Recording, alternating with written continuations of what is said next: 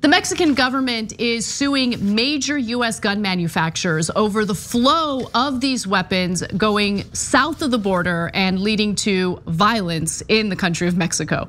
Now, the likelihood of them actually winning in these lawsuits is slim, especially when you consider the immunity and the protections that the federal government of the United States has given to these gun manufacturers. But I think there's an important point and something to learn from this story, because oftentimes when we talk about issues pertaining to immigration, when we talk about violence in Central American countries, in countries like Mexico, more often than not, we talk about the economic drivers that fuel mass migration. We should talk about how we contribute to the violence south of our border.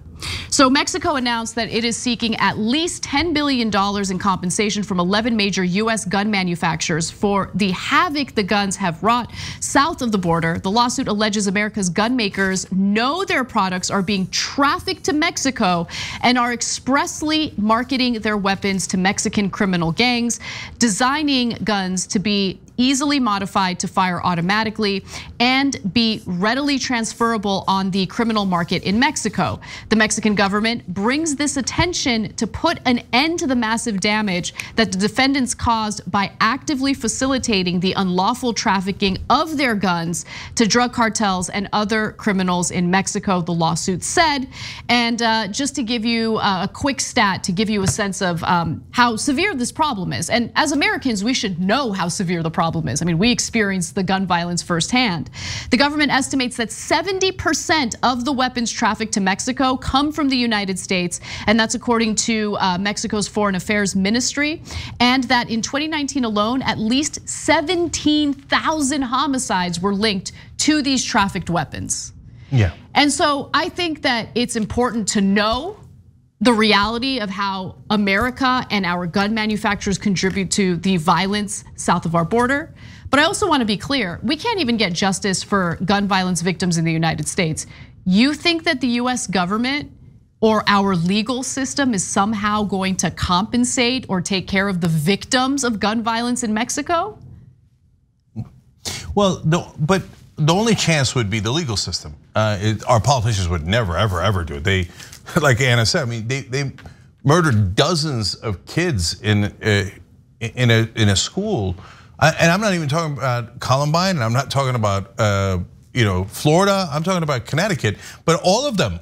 But Sandy Hook, they were tiny little kids massacred right in front of our eyes. Our government has done nothing about it, zero. That was during the Obama administration, by the way. Obama didn't do anything, Trump didn't do anything, Biden hasn't done anything. Oh my God, fighting someone with that gives donations to either political party, that golly gee, that would be too hard. Federal background checks have 97% popularity in the country. We can't get it passed. Really, we got a democracy. But I love this lawsuit because pursuing them on legal grounds is a good strategy, an interesting strategy. And they're actually definitely right. That doesn't mean they're gonna win, but they're definitely right.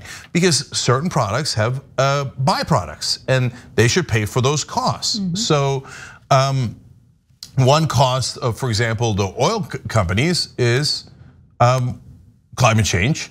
And we all have to pay for climate change. So when your town gets hit by a massive hurricane or gets lit on fire, the oil companies already took the profits home. They don't share it with you. They go, ha, idiot, you got your house burnt down and I'm not gonna pay you anything for it, right? Now that's my byproduct, but I'm not paying my costs, you're paying my costs.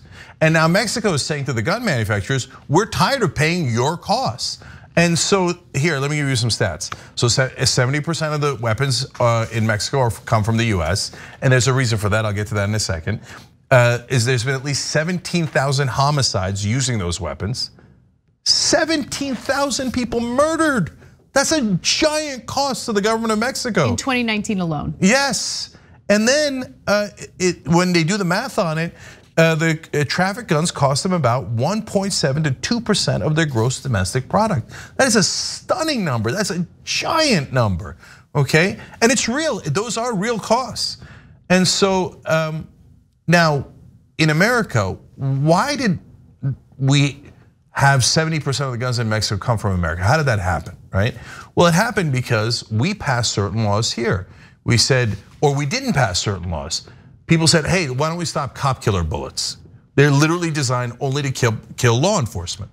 The NRA fought it, wrote checks to Republicans, and they made sure it didn't pass. So now cops in Mexico die because we wouldn't pass a prohibition on it, right? Terrorist watch list. The NRA said and won, no, terrorists should be allowed to buy weapons. They won on that. They won on that. Also, there's no regulations in regard to gun purchases, between private sellers or at gun shows. So if you want to smuggle weapons across the border and not have to deal with any type of background check or the federal authorities, just go to a gun show and buy as many guns as you want from the back of someone's truck, smuggle them over to Mexico. And they also won on an issue where we can't trace the weapons. Any big country that cares about law enforcement would allow you to trace the weapons, because if you use it in self-defense or to hunt, then you have no problems at all. Why would you mind your weapon being traced? In fact, it could help you, because if a bad guy steals your weapon, we can trace it and get you your weapon back, right? If you're actually using it for the right purposes, Second Amendment rights and all that, right?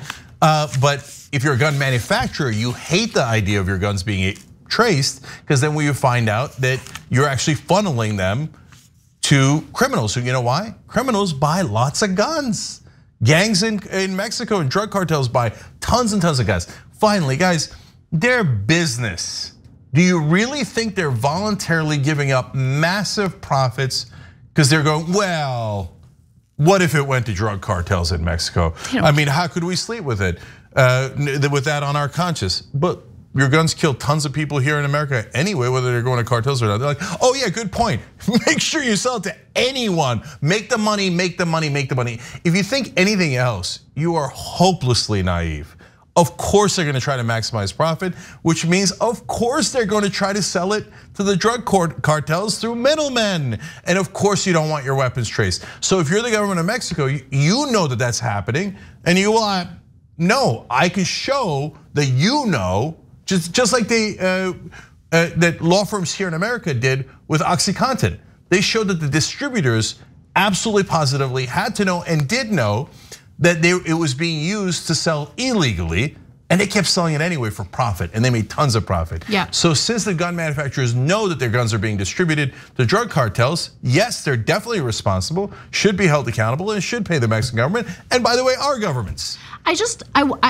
Look, for me, the main takeaway of the story is, if you are a gun advocate to the point where you fight back against any common sense gun legislation like federal background checks that apply to all gun sales, and you also simultaneously whine and cry about migrants fleeing their countries to come seek asylum at our border because of violence in their home countries, understand those two things are connected.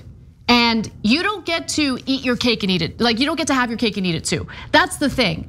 I think Americans are under this assumption that they can behave in any way they want. They can deregulate any way they want. They can listen to hollow arguments about our Second Amendment rights as if our constitutional rights don't have limitations in order to push for more deregulation of guns.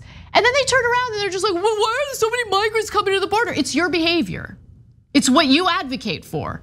So when our behavior in our borders leads to violence in other countries, and they're seeking safety from that violence, we better allow them an opportunity to come here for safety, okay? We don't get to point at them and discredit them and make them out to be these bad guys, these dangerous people, when in reality, the dangerous people are within our own borders. The people who think it's totally fine for guns to be deregulated to the point that massive amounts of them can be smuggled across the border to Mexican drug cartels. That's the takeaway from this story.